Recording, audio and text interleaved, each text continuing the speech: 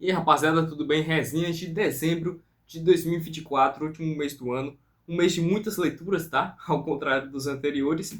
E também de alguns filmes muito interessantes aqui. Vou falar sobre tudo. Antes você vai deixar seu gostei, inscrever-se no canal, compartilhar com todos os seus amigos. O mês começa com um clássico absoluto do cinema.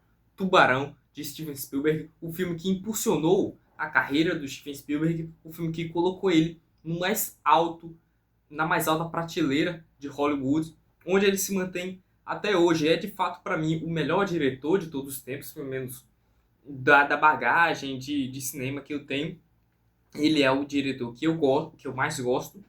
E aqui você vê muito da genialidade dele, do quanto que ele conhece a linguagem do cinema, do quanto que ele sabe manipular suas emoções, por assim dizer, para poder imprimir por meio das cenas, por meio da cadência das cenas, por meio da situação, da trama, medo, ansiedade, digamos que uma sensação constante de perigo, uma sensação constante de que tudo vai dar errado no próximo passo, uma empatia pelos personagens, de certa forma que você teme pela segurança deles, de certa forma também que você consegue pôr esse vilão, por assim dizer, do tubarão, mesmo que seja a grande ameaça, a gente não consegue ver tanto ele como digamos que um monstro, mas pelo menos na minha impressão, da forma como é mostrado, mas sim uma ameaça que infelizmente da circunstância se pôs como uma ameaça. Afinal, ele é só um animal que está no lugar errado. Enfim, ou será que somos nós que estamos no lugar errado? O filme traz esse levantamento também. Enfim, Tubarão é um filme clássico.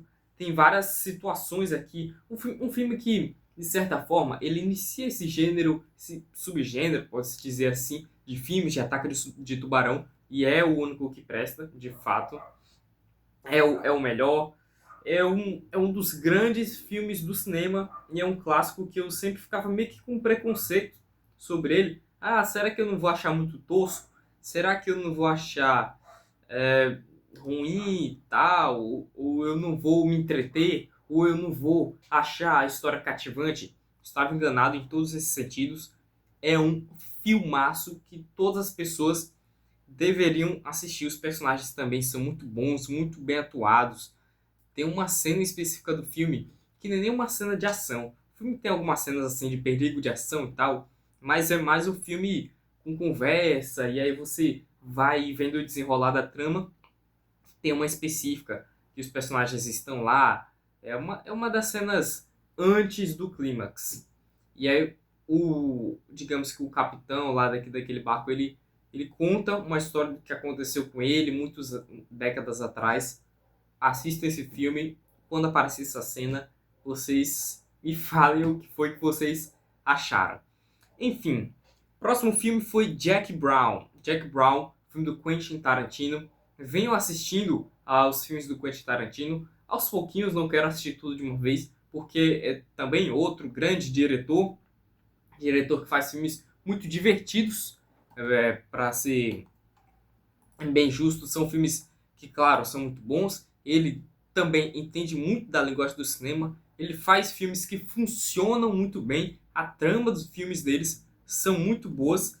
E mesmo que seja uma trama meio que simples, por assim dizer, tanto Jack Brown quanto, por exemplo, o Cães de Aluguel, que foi o primeiro filme que eu assisti dele, que é o primeiro filme dele, de fato, nos anos 90, são filmes com uma trama simples, mas que ele faz da linguagem, que ele faz da forma como essa trama é contada, de uma forma, de uma, com um tempo, por assim dizer, enfim, de uma maneira que você se interessa de verdade e você fica entretido e você fica pensando o que é que vai acontecer em seguida, o que aconteceu antes e o que é que está acontecendo agora. De fato, o Tarantino é mestre nisso. E olha, elenco estrelado aqui desse filme. Tem Pam Grier como Jack Brown, ela tá excelente. Samuel Jackson, ele faz um papel bem diferente nesse filme. Robert De Niro, eu acho que o papel do Robert De Niro nesse filme é dos mais diferentes que eu vi ele atuar na carreira dele até então. Porque a gente conhece ele do Poderoso Chefão Parte 2, a gente conhece ele de Cassino, a gente conhece ele de Os Bons Companheiros, de vários filmes, o Irlandês. Cara, o Robert De Niro é um dos grandes atores também do cinema, mas aqui você vê ele fazendo um cara meio que comum, sabe?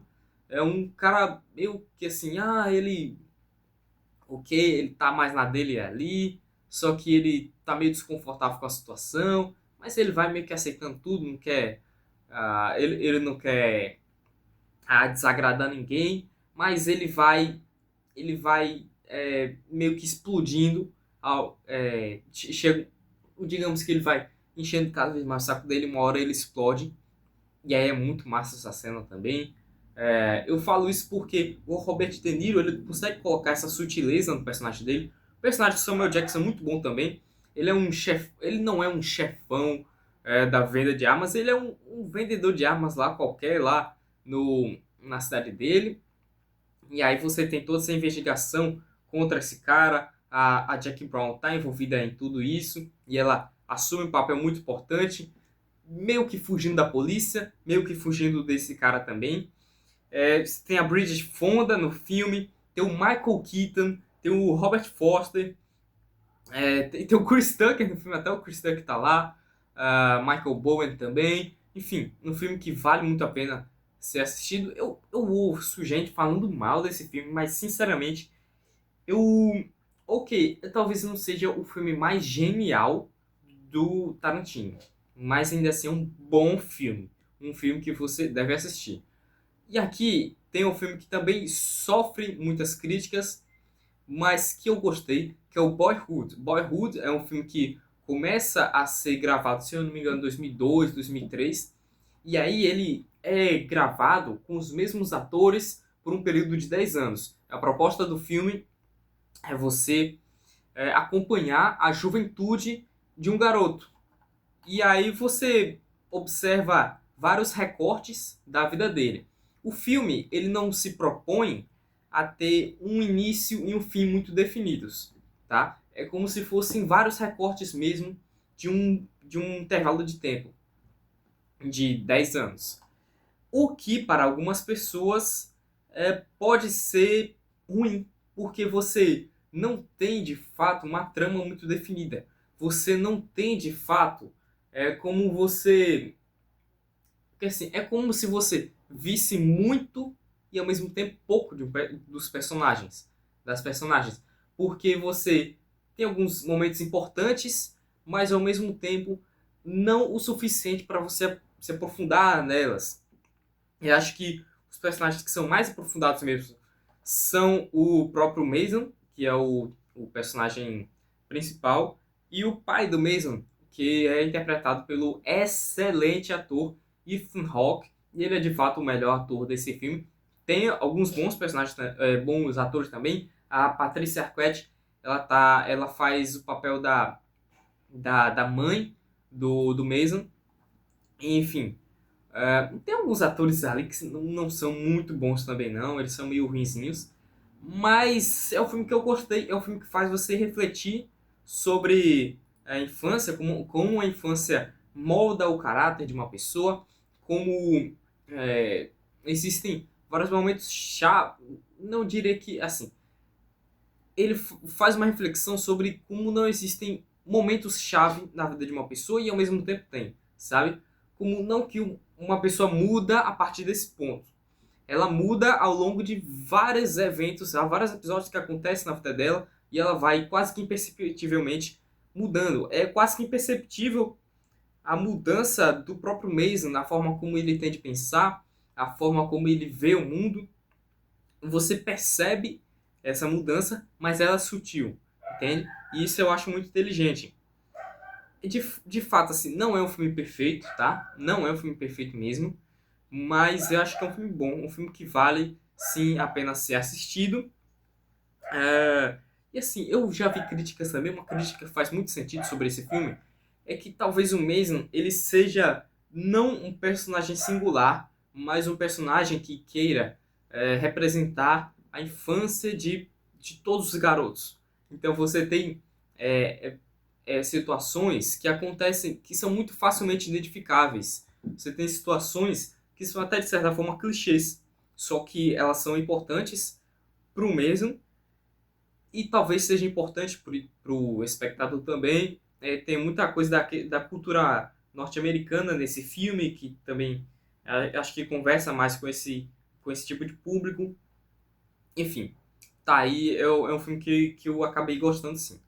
E aí, para falar agora sobre leituras, Piteco por Chico, Piteco Ingá, foi uma das primeiras Graphic MSPs lançadas, acho que isso daqui é de 2012 ou 2013. E é que sim, eu tenho esse quadrinho desde 2023, agosto, setembro, se eu não me engano, foi quando eu fui ao evento Imagine Land, aqui em João Pessoa, na Paraíba. E o Chico, que é um artista paraibano, estava lá presente. Foi o primeiro evento, nerd, por assim dizer, que eu conferi. E aí eu consegui um autógrafo e um sketch do Chico aqui nesse quadrinho. E de fato, o Chico é um baita artista. Eu até falei isso pra ele, que admiro muito os trabalhos que ele tem. E ele é muito criativo. Ele é muito criativo porque ele tem um traço único. Você vê qualquer quadro aqui, você fala, isso daqui é arte do Chico. Seja na aquarela, seja no próprio traço, um pouco brusco, um pouco brusco mesmo. Acho que essa é uma boa palavra para definir o traço do Chico.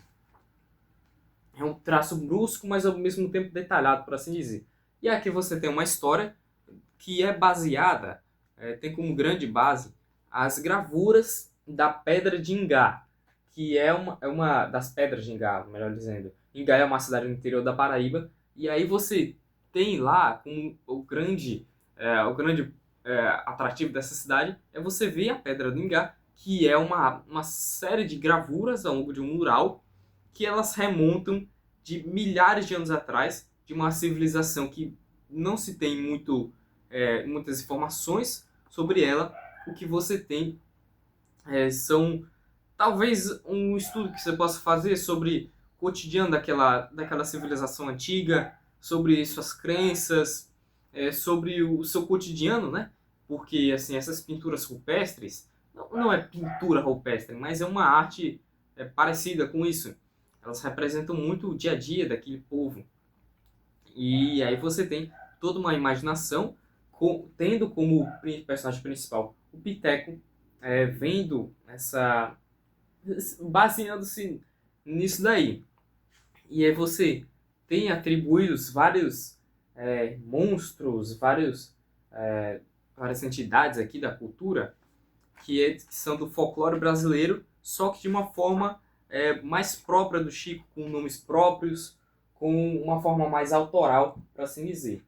E é isso o que é tão interessante nessa história, ver como que o Chico imagina esse mundo do Piteco e ver a história prosseguir. Também é uma história até certo ponto simples, mas que ela funciona em todos os momentos aqui nessa graphic novel. Você tem uma aventura aqui que o Piteco ele vai resgatar a namorada, a pretendente dele, Toga, acho que é Toga ou Tuga, na verdade. A Tuga, que ela nessa história ela é tipo uma feiticeira lá na tribo e ela é capturada por outra tribo porque ela acredita que isso é necessário para que a tribo de Len, é verdade, é o povo de Len, ela consiga migrar para outro lugar que está lá nas gravuras, de que seria uma espécie de paraíso. E aí você tem essa narrativa do povo que vai migrar para um lugar prometido, que é algo que, se você pensa na história, acontece várias vezes na forma da narrativa. É uma narrativa que aparece em várias histórias, sejam histórias fictícias, sejam religiões ao longo do mundo, enfim. É uma história que a gente meio que já conhece, mas ainda assim, o mais atrativo é você ver a arte e você apreciar tudo que tem de novo aqui. Enfim, mais uma leitura aqui para voltar para os filmes. Eu li Tex, edição histórica número 107, uma história que ela escrita pelo... Ah, meu Deus, vejamos. Texto de Jean-Louis Bonelli, desenhos do Fernando Fusco. Na verdade, isso aqui é texto do Jean-Louis Bonelli, mas também tem uma boa parte do texto que é feito, que é escrito por um outro artista aqui, Claudio Nisi. Sim. Inclusive, a própria ideia da história é do Claudio Nisi, que também é outro grande roteirista de Tex. Mas aqui você tem digamos que uma retomada de uma história bem antiga do Tex, dos anos 50, se eu não me engano. Que aí você tem um chefão que, melhor dizendo, ele era um cara que caçava índios e vendia seus escalpos em um estado lá dos Estados Unidos. E aí você vê que esse cara, ele morreu na história original, mas na verdade ele está de volta. Ele está de volta, dessa vez como um tirano, sabe? Um tirano que ele é dono proprietário de várias terras, e aí ele se aproveita dos mais fracos, e o Tex não vai deixar isso barato, ele vai levar o cara à justiça. Uma história, meu Deus do céu, quantas milhões de histórias de Tex tem seguindo essa mesma fórmula, mas mesmo assim é uma história divertida. Você tem a ação do Águia da Noite, você tem a ação... Acho que a parte mais legal dessa história é a ação do... Nossa, eu esqueço os nomes dos personagens de Tex. Você tem o Kit, o Tex, Kit Carson, Tex. Você tem o filho do Tex, que é Kit Wheeler, eu acho que é o nome do filho do Tex. E aí você tem o índio... Nossa, eu não vou lembrar o nome do Apache, né? Mas, enfim, eu acho que a ação dele é a mais interessante na história. Enfim, vale a pena se você for um fã de Tex, mas não é a melhor história do Tex que você vai ler nesse ano.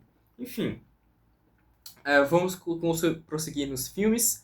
De Esquema para Matar, como vocês sabem, venho assistindo a vários filmes do Alfred Hitchcock, um dos grandes diretores também do cinema. E De Esquema para Matar é mais uma grande história do Alfred Hitchcock, sabe? Você tem, mais uma vez, um elenco estrelado, com grandes estrelas da época. Você tem o Ray Milland, Grace Kelly, Robert Cummings. E aí você tem... É o que? John Williams? Não é o John Williams que a gente conhece. É um John Williams que faz um personagem secundário ali, mas que era um ator famoso da época também.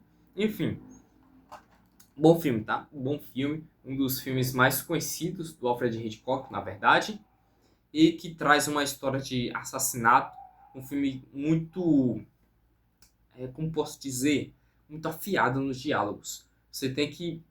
Sabe? Todos os filmes do Hitchcock são bem afiados. E é uma história que, assim, você tem uma situação adversa, uma situação improvável, mas que o Hitchcock faz te convencer de que ela pode sim acontecer, e é muito crível. Tá, bom filme, tá? Muito, muito bom filme. E em seguida eu reassisti a Star Wars. Eu não vou me estender muito nos comentários de Star Wars, porque eu planejo reassistir toda a trilogia original nas próximas semanas. Não sei se vou fazer isso, na verdade, mas eu ainda vou ter outras oportunidades de falar de Uma Nova Esperança. Na época, na verdade, apenas Guerra nas Estrelas, porque o que vale a pena falar é que eu assisti a versão Despecialized. Então, se você, assim como eu, não concorda com as alterações que o George Lucas faz nos filmes originais, se você acha que isso só retira a magia, de fato, parte da magia que os filmes originais têm, de ser um produto de sua época, de ser, digamos que um filme, aquele é o filme. Se o George Lucas vai lá e coloca novos efeitos especiais, faz mudanças, se o Han Solo atirou ou não atirou primeiro no Greedo, Isso não tem nada a ver, isso vira outro filme. O filme original foi o filme que eu assisti. Se você quiser também, você pode pesquisar aí no Google Star Wars The Specialized Edition. Aí você vai encontrar a versão original dos cinemas, tá? Naquela época, de 77. E aí, em seguida, eu assisti ao filme A Caçada. Filme dinamarquês. Filme com o excelente ator Mads Mikkelsen. Não, não é o Mads Mikkelsen. Ah, é sim, sim. Às vezes eu confundo o Mads Mikkelsen com o Viggo Mortensen. Mas é o Mads que tá nesse filme. E ele faz um papel muito interessante, tá? Ele é um professor de... Ele é um cara divorciado, tem um filho que mora com a esposa. E ele, lá naquela pequena cidade da Dinamarca, ele é um professor de uma creche. E assim, é uma cultura que tá um pouco mais... Que é mais aceptiva que aqui na cultura brasileira, que você tem vários problemas, você tem... enfim, não é comum você ver aqui no Brasil, pelo menos. Eu sei que existem vários, mas não é comum você ter um professor homem de uma creche, entende? Por várias questões de segurança e tal, de desconfiança, melhor dizendo. E aí o que acontece é que esse professor, ele é acusado de, enfim, cometer um crime contra uma menor de idade, uma criança. Claro que eu não vou utilizar palavras explícitas aqui, porque senão o vídeo vai ser bloqueado, mas vocês já entenderam. Só que essa acusação, ela é mostrada, ela é propositalmente mostrada ao telespectador que é uma acusação falsa. Você sabe, ipsis literis, o que realmente aconteceu. O que é digamos que uma decisão criativa muito interessante. Porque uma vez que você sabe exatamente o que aconteceu, você está sempre do lado do protagonista. E uma vez que você está sempre do lado do protagonista, você vê todos aqueles que estão contra o protagonista como vilões. O que não é o caso. Porque isso aqui é uma história real, uma história que realmente aconteceu lá na Dinamarca. E são pessoas, não são vilões. Então você meio que entende as pessoas ficarem contra ele. Mas ao mesmo tempo, você sabe o que aconteceu. Então você sabe que isso é uma injustiça. E aí, de fato, o nome do filme é A Caça, porque, de fato, o que acontece é uma caça contra esse sujeito, porque ele é ostracizado naquela cidade, ele é violentado naquela cidade, ele, que era uma pessoa muito querida, acaba se tornando o oposto.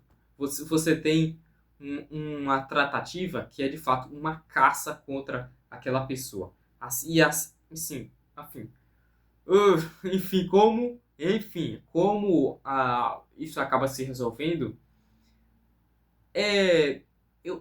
pelo que eu pesquisei na história original que aconteceu mesmo, é algo que levou muito mais tempo do que é mostrado no filme. Só que o filme se propõe mais é mostrar de fato a reação das pessoas. Como que o ser humano, como que uma comunidade reage a uma notícia como essa, a uma fofoca como essa, e na cabeça de quem não sabe o que aconteceu, a um crime como esse. E isso é muito interessante. O filme é excelente, eu diria, e vale muito a pena você assistir. E por que eu digo que é uma decisão criativa interessante você fazer com que o telespectador saiba desde o início o que aconteceu? Porque se você não tem essa certeza, você vai começar a duvidar também do protagonista. Eu mesmo, em vários momentos, fiquei pensando, rapaz, será que esse filme não tem um twist na história? Será que o que eu penso que é verdade não é verdade? Sabe? Porque, de fato, é algo muito delicado. Muito delicado, não é brincadeira. E, enfim, excelente filme. Em seguida, eu assisti a Bastardos Inglórios. Filme do Quentin Tarantino, mais um. Talvez o meu favorito do Quentin Tarantino. Eu acho que é, de fato. Eu dei 5 estrelas de 5 para esse filme do Letterboxd. E sigam lá, João Bosco. A foto é do Sr. Miyagi. E aí, Ah, é um filme que se passa lá na Segunda Guerra Mundial, um filme que acompanha um grupo de caça contra os nazistas na Segunda Guerra Mundial, formado por judeus americanos. E aí você acompanha também, na verdade, o filme começa com a história de origem, por assim dizer, de uma das protagonistas, que não tem nada a ver com os outros protagonistas, entende? E você tem, então o filme é meia uma história de vingança, meia uma história de espionagem, enfim, de ficção histórica e tudo mais. Muito interessante, tá? Novamente, como todos os filmes do Quentin Tarantino, elenco estrelado, estrelado. Você tem aqui Brad Pitt, Melanie Laurent, Christopher Waltz que na verdade ele se torna um grande ator a partir desse filme, Eli Roth, Michael Fassbender, Diane Kruger, Daniel Brühl, que ele, depois ele faz ele faz o filme na Marvel lá, né, com um vilão qualquer lá que eu esqueci, mas ele é um grande ator, um ator muito bom. Enfim, eu sabia do final desse filme. Eu sabia da parte desse filme que faz esse filme ser tão falado. Não vou falar sobre o que é isso. Eu me recuso a falar sobre isso porque eu quero que você tenha a surpresa que eu não tive. Mesmo assim, mesmo sabendo o que ia acontecer, eu achei esse filme espetacular. É um filme, talvez seja inclusive o filme mais bonito do Quentin Tarantino. Por mais que mostre algo horrível e tenha cenas horríveis, é um filme com a sua direção de arte e sua fotografia muito bonitas mesmo. Aquela cena da, da Shoshana, ela correndo da casa, e aí você tem um enquadramento certinho na porta, e o uso de sombras, é uma cena icônica, uma cena, enfim, que eu acho que muitas pessoas já viram aquela cena e o frame. Primeiro, o que acontece na cena inicial? Se você não sabe o que acontece na cena inicial, não procure saber. Assista esse filme hoje, agora, assim que acabar esse vídeo, tá? Então, excelente, excelente. E aí eu vou falar um pouquinho mais sobre quadrinhos e depois vou falar do último filme que eu assisti em dezembro. Marvel Saga Homem-Aranha. Venho acompanhando acompanhando não, né? Porque a Panini começa a publicar isso daqui em 2020, essa linha específica, Marvel Saga Homem-Aranha, 2020. E eu falo, nossa, finalmente vou poder ler na íntegra a fase do J. Michael Straczynski. Porque eu havia, na verdade, ganhado, preste atenção, eu ganhei o Homem-Aranha de Volta ao Lar, que é o primeiro arco dessa história, o primeiro volume, lá em 2017, não, 2017, exatamente, 2017. No primeiro dia que eu comecei a colecionar quadrinhos, eu comprei 2 vizinhos do Homem-Aranha no sebo, e aí depois o meu primo, ele me deu essa capa dura, e é uma história realmente muito boa. Não é só uma memória afetiva, é uma história muito interessante, sim. E aí eu lembro que eu li e reli aquele capa dura. E acho que eu devo ter lido aquilo umas 20 vezes. Eu sei cada cena da história e é muito bom. É muito bom. Eu gosto demais da escrita do J. Michael Straczynski. Como ele entende o Homem-Aranha, como ele dá voz ao Homem-Aranha, como ele põe o Peter em situações específicas, em situações adversas, e ao mesmo tempo, como posso dizer, põe o Peter em situações realmente desafiadoras, tanto na parte dele enquanto Peter e quanto como Homem-Aranha, e ele é muito criativo ao trabalhar com o Peter Parker. Ele, por exemplo, coloca o Peter Parker como professor do Midtown High, e ele, enquanto Homem-Aranha, ele cria esse novo vilão, que é o Morlun, e que é aquele vampiro que ele se alimenta de totens. E aí ele traz o conceito de que o Homem-Aranha, na verdade, é um totem. Que os poderes dele, na verdade, têm origens totêmicas. Que ele não foi por acaso, que ele foi picado pela aranha radioativa. Que ele, na verdade, é a... Que, na verdade, ele é a personificação das aranhas. Que é o dever dele representar esse animal. Assim como ele enfrentou vários outros... Que ele é um animal. O Peter, ele se tornou a própria aranha. Claro que esse é um conceito que vai sendo trabalhado ao longo de várias edições. Isso aqui que eu falei é mais uma síntese do que eu li até agora, tá?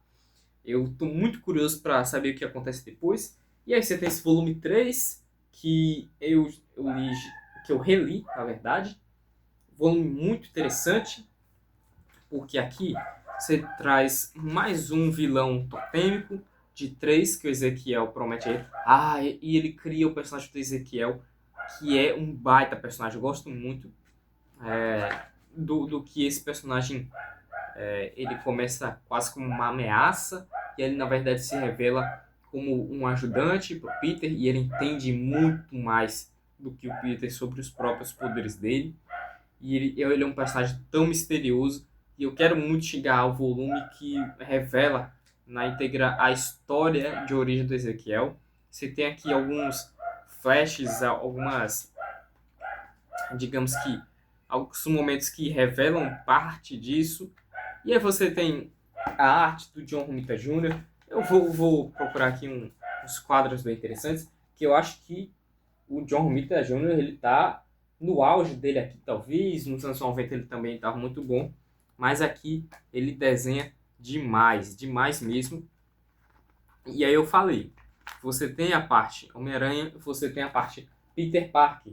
E aí a segunda parte da história, depois que ele resolve esse conflito, é ele se reencontrando com a Mary Jane.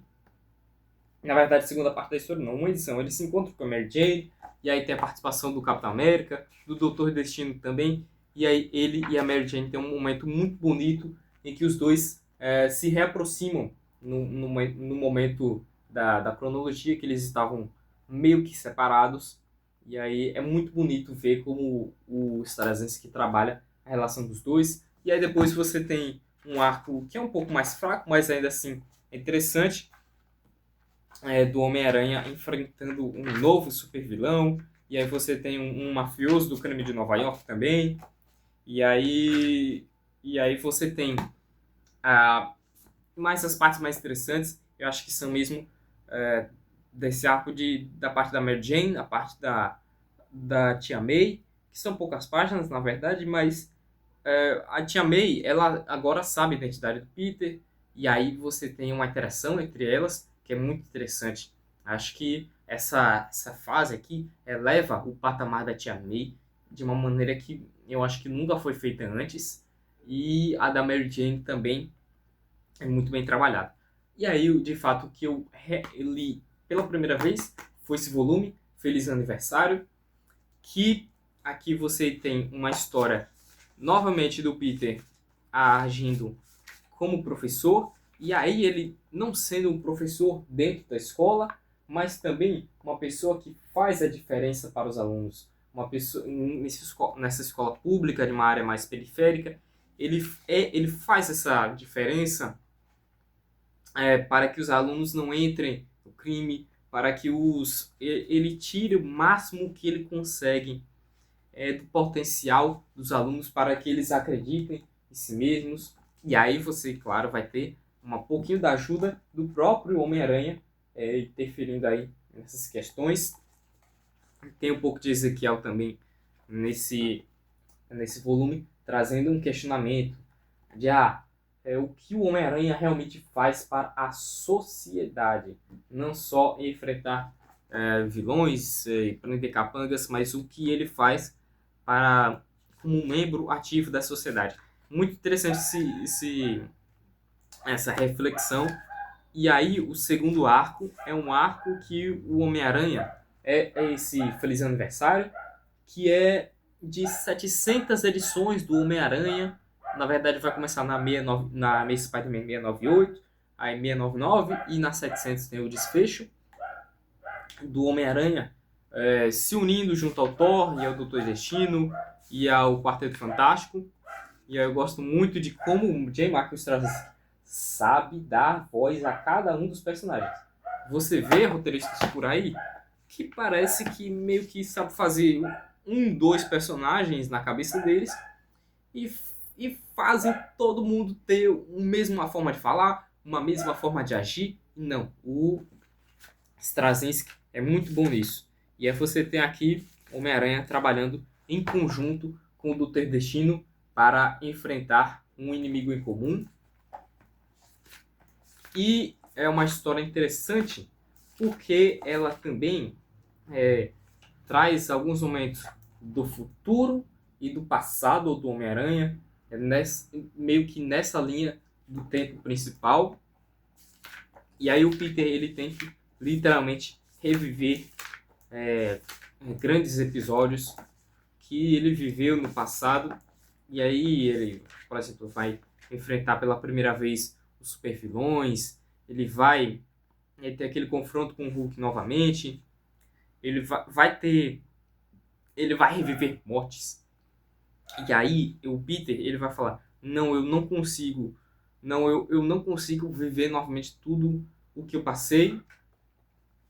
Mas ele consegue, porque ele é um Homem-Aranha e com grandes poderes vem grandes responsabilidades. E ele é o grande herói da Marvel, sabe? Então é muito interessante como essas situações aqui. E é uma história bem divertida e no final ela é bem emocionante também, tá, gente? Só um pequeno spoilerzinho, mas leiam esse daqui porque vale a pena. Toda essa fase aqui vale sim muito a pena. E aí você tem mais algumas histórias aqui envolvendo a Tia May e histórias one shot que são interessantes. E estou ansioso para ler os próximos volumes. O vídeo já está longo, vou encerrar com El Camino, a Breaking Bad Movie. Filme de Breaking Bad. Eu assisti a série em julho, como eu falei. E você tem aqui proposta de trazer o futuro do Jesse Pinkman, os personagens principais da série, um dos que mais são trabalhados durante o seriado, um dos que mais mudam durante o seriado, tá? Porque você fala muito sobre como o Jesse muda. No começo ele tá de jeito, olha como ele tá no final. Mas não é algo que, por exemplo, é uma curva de personagem. São várias curvas de personagem. Ele passa por muita coisa durante a série que em determinado episódio da temporada ele tá de um jeito e no começo de uma temporada ele tá de um jeito, no final da temporada ele tá de outro. E aí são 5 temporadas. Então você consegue acompanhar de perto o que o Jesse Pinkman passa. O que o Jesse Pinkman, ele muda do jeito que ele pensa, ele muda do jeito que ele age, ele muda do jeito de como ele vê a vida e o que a gente e o Jesse Pinkman que a gente vê em El Camino é um Jesse Pinkman traumatizado por toda a desgraça que ele sofreu na série, das 2 namoradas dele serem mortas por culpa dele, indiretamente, mas por culpa dele. Ele se sente muito culpado. Depois dele ter sido escravizado para produzir drogas lá para aquele grupo, depois dele ter destruído a vida da família dele, depois dele ter destruído a própria vida, e agora ele quer um recomeço.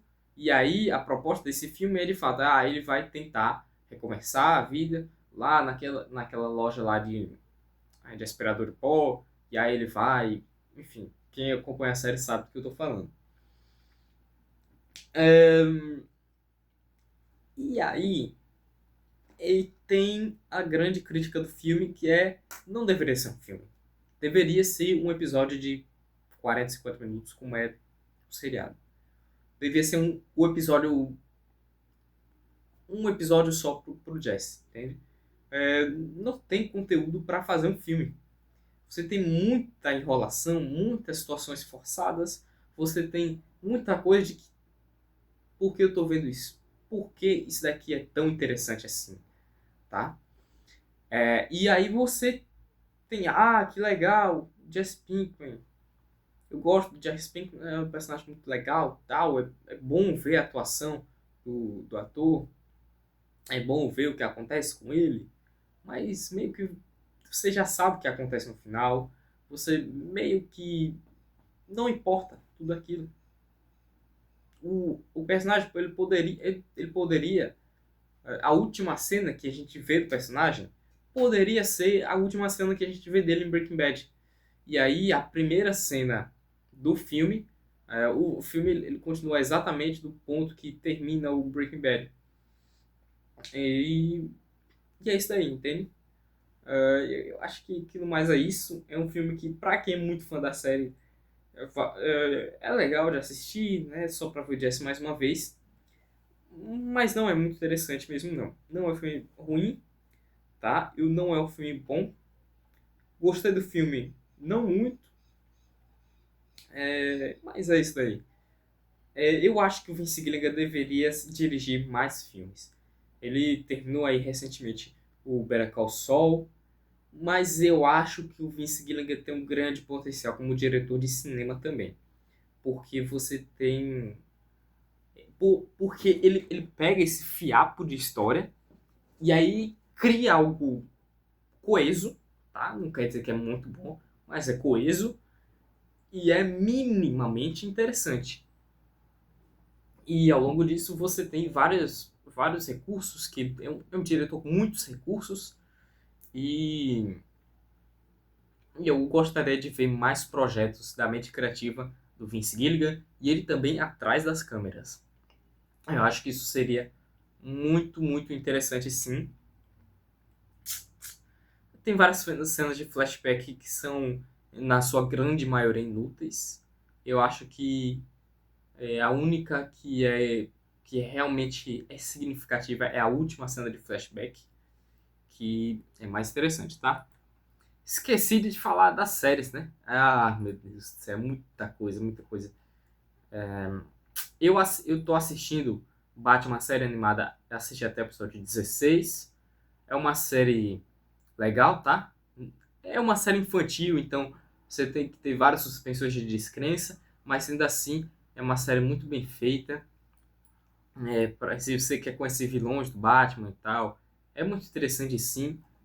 Os episódios de 22 minutos, então você vai lá um diazinho assim, no final do dia, assistir um episódio é geralmente o que eu faço. Eu gostei especialmente dos episódios Natal com Coringa, do episódio e dos episódios do Duas Caras, tá? Os episódios dos Duas Caras são excelentes. E o episódio do Senhor Frio também é muito bom. E assisti o primeiro episódio de Yellowstone. É legal, é um episódio de mais de 1 hora, mas não me interessou tanto a ponto de eu embarcar nessa aventura de 5 temporadas. Não vou assistir Yellowstone, tá? Mas é interessante. Eu achei um bom episódio piloto.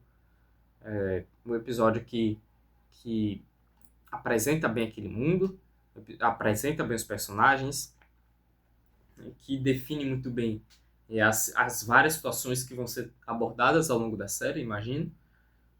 Então você tem uma parte que é mesmo aquele rancho, o dia a dia daquele rancho, mas também as complicações políticas que entornam naquele estado, os dramas familiares. Ok, gostei sim do primeiro episódio. E é isso daí, gente. Eu quero que você me fale agora o que foi que você leu e assistiu no mês de dezembro e do que você gostou mais, tá? Muito obrigado e até a próxima. Tchau.